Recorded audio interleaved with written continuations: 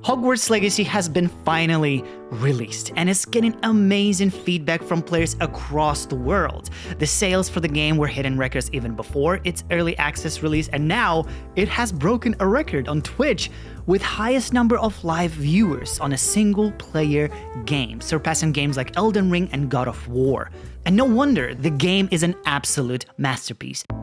The story is well written, it grabs you from the first moments, and the gameplay and the RPG elements are organically embedded into the lore and are presented to you in the way that makes you want to explore the open world and invest your time in unlocking new talents, learn spells, and progress through numerous quests available in Hogwarts Legacy. And the game is incredibly versatile too. You don't have to be a die-hard Potterhead to have fun here, but also there's a lot of little secrets and Easter eggs that make all of the die-hard Potter fans feel happy.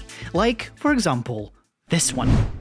If you select Slytherin House for your playthrough of Hogwarts Legacy, on the first day at Hogwarts, you meet a few students in Slytherin's common room.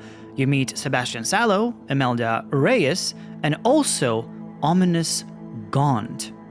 And I'm sure many fans have realized immediately who he is, but for those who are not as familiar with Harry Potter lore, by having the last name Gaunt, it makes him a member of one of the most famous families in Hogwarts, whose pure bloodline extends across centuries and goes all the way back to Salazar Slytherin, which makes him direct descendant and in this timeline, the heir of Slytherin. And if thinking in the future, you're guessing correctly. He is great-grandfather of Tom Marvolo Riddle, also known as Lord Voldemort. But what is interesting about Ominous is that he actually despises his ancestors' mania for pureblood-only society. He mentions it himself. Not something I'm especially proud of, mind you. He was obsessed with blood status, a pureblood maniac. Unfortunately, most of his descendants do not fall far from that tree. But the question is, well, actually, there are two questions. Can he open the Chamber of Secrets?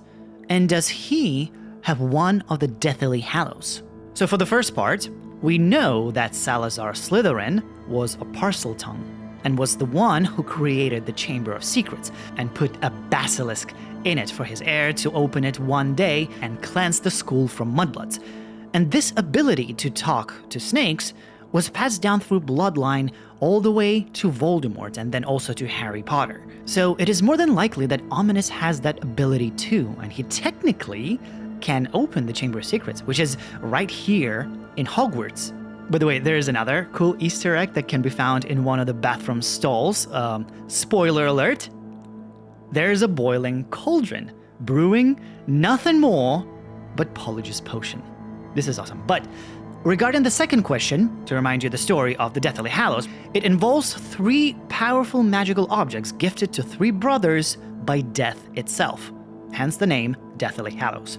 One was the Elder Wand, the most powerful wand ever made. Was given to Antioch Peverell. 2 was the Invisibility Cloak given to Ignotus Peverell and then eventually came to possession of Harry Potter. And 3 was the Resurrection Stone, the one that could bring someone back from the dead. Well, I mean, kinda. Which was given to Cadmus Peverell.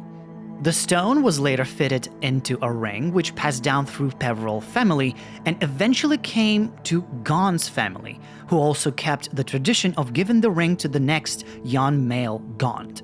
Though the knowledge of the fact that the jewel inside the ring is the Resurrection Stone itself was lost.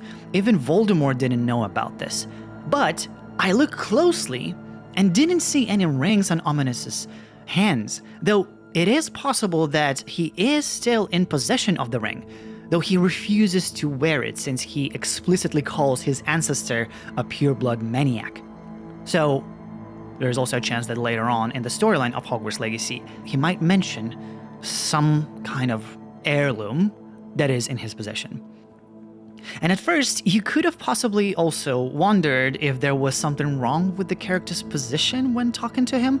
No, Ominous was in fact born blind, and he's usually seen walking with his wand cast and extended forward, which works as a walk-in stick for him. There are a few more interesting things in Slytherin's common room, and also a lot of Easter eggs around the castle as well, but I'll save that for another video. And hey, here's a few other videos for you to consider, as well as a full walkthrough of Hogwarts Legacy with spoiler alerts. But for now, make sure you guys hit the like button, subscribe button, and all the other buttons of that nature. I'll see you next time.